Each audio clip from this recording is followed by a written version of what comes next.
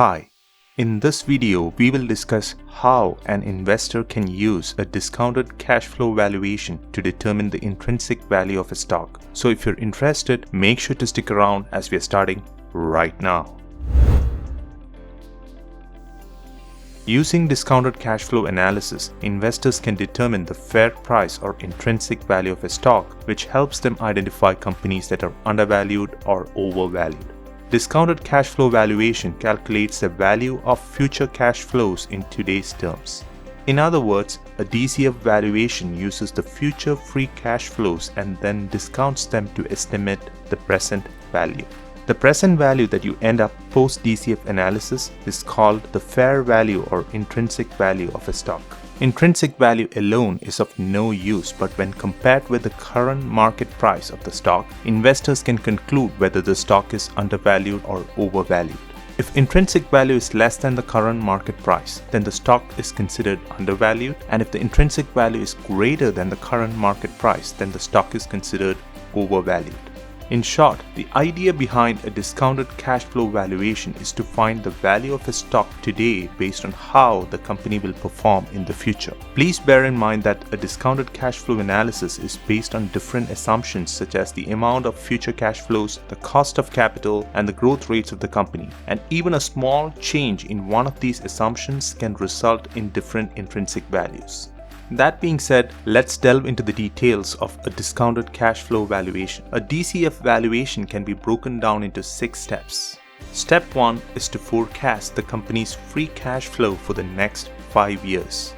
We take 5 years because in forecasting, the farther you go, the less accurate the data becomes. Free cash flow is calculated by taking the operating income and then subtracting the taxes, adding up depreciation and amortization, subtracting change in working capital, and finally subtracting the capital expenditure. If you are unfamiliar with these terms, please refer to my videos on analyzing financial statements.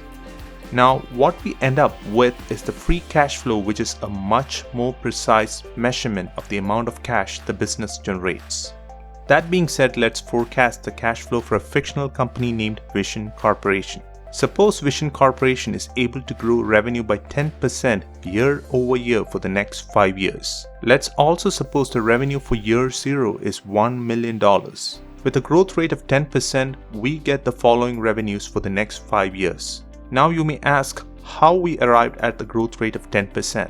As I said earlier, DCF is completely based on assumptions, and one of the basic assumptions is that the company will perform nearly the same as it did in the past. So looking at the historical growth rates and taking the average of the last 5-year growth rates would be good enough. For Vision Corporation, based on historical data, we assume the growth rate to be 10%.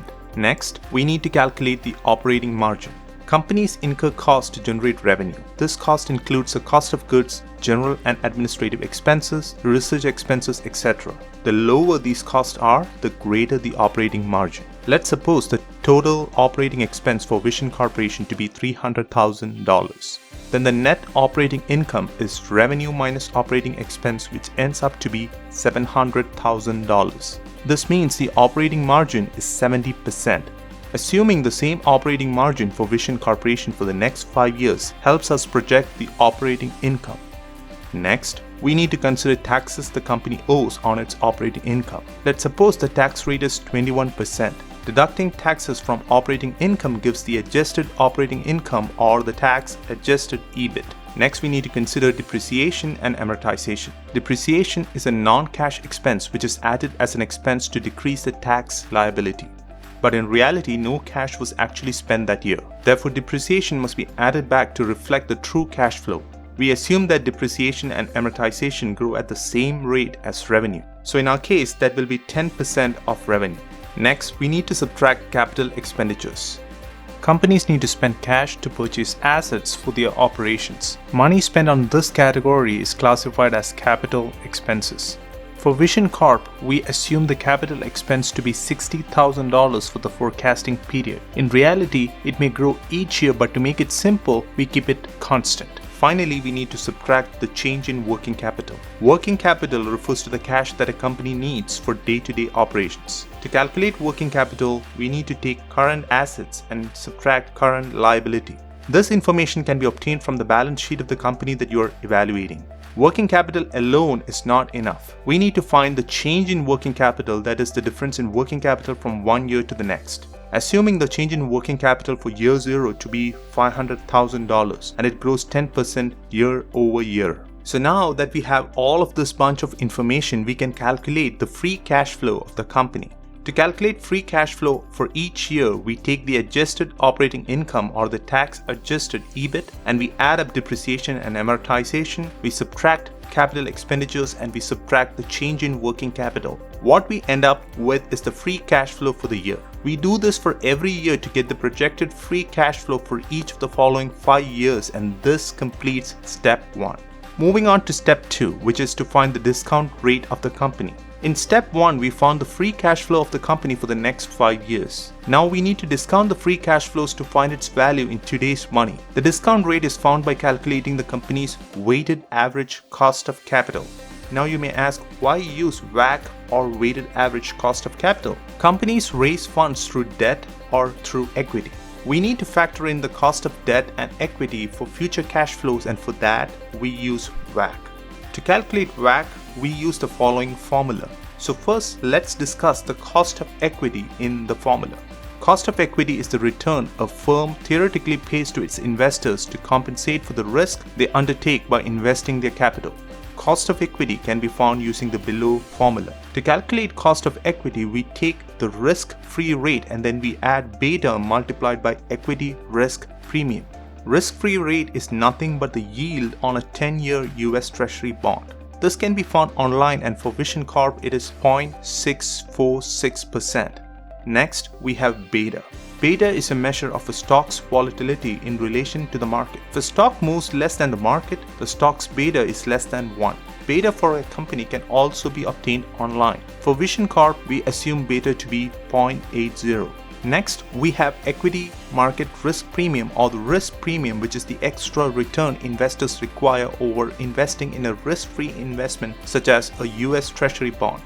Let's assume the risk premium to be 6%. Knowing these many variables, we could calculate the cost of equity, which ends up to be 5.45 for Vision Corporation. Let's now proceed with the cost of debt. To calculate cost of debt, we use the following formula. Also notice that the cost of debt is taken after taxes, so 1 minus the tax rate. RD stands for the interest rate the company owes on its debt. This rate can usually be found in the annual report or the quarterly report of a company. Let's assume the interest rate on debt to be 2.5%. Applying the formula, we get the cost of debt for Vision Corp to be 1.98%. Next, we need to consider the market capitalization and the total debt of the company. Market capitalization of Vision Corp is assumed to be 10 million.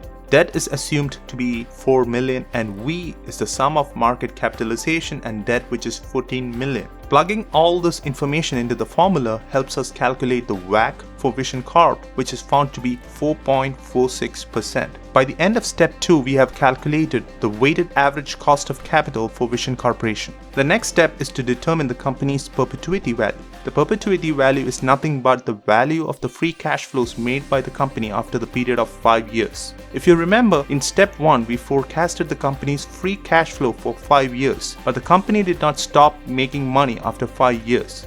Suppose the company stays in business and continues to generate cash. In that case, we need to consider the value of cash flow generated post 5 years. This value is called the perpetuity value. The perpetuity value can be calculated using the terminal multiple method or the perpetuity method.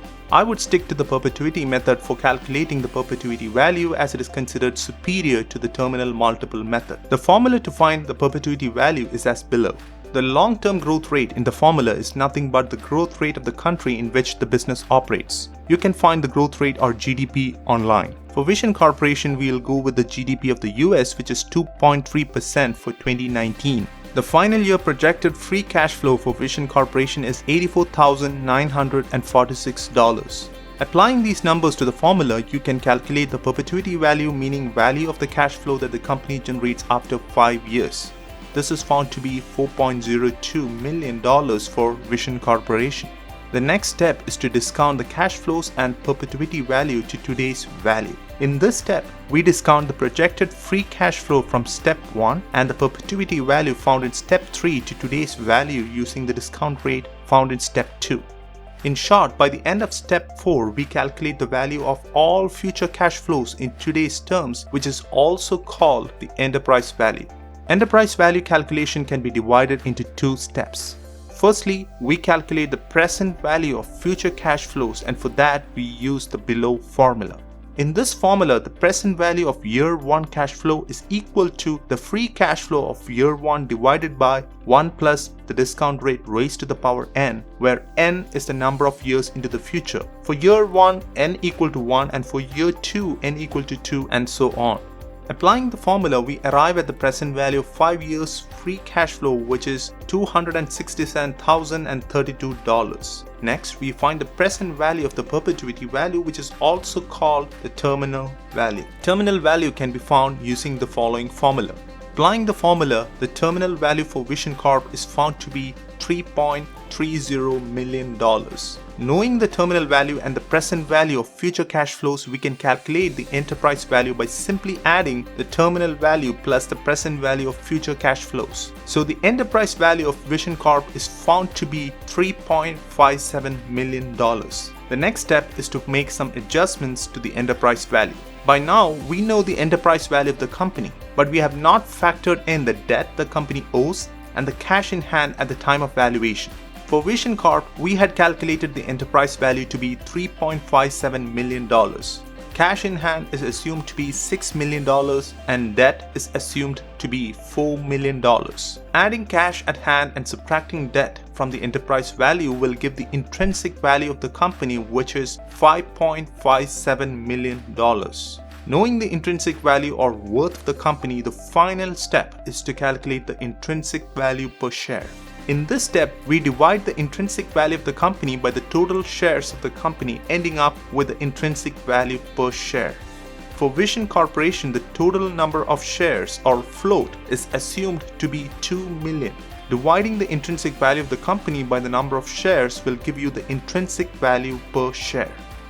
For Vision Corp, the intrinsic value per share turns out to be $2.79. By completing step 6, you end up with the estimated intrinsic value per share of the company, which can be used by investors to understand whether the company they're looking for is undervalued or overvalued.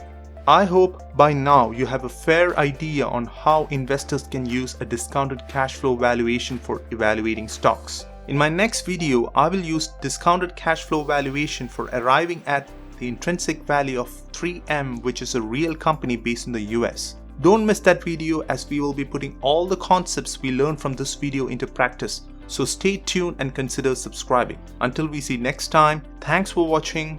Bye.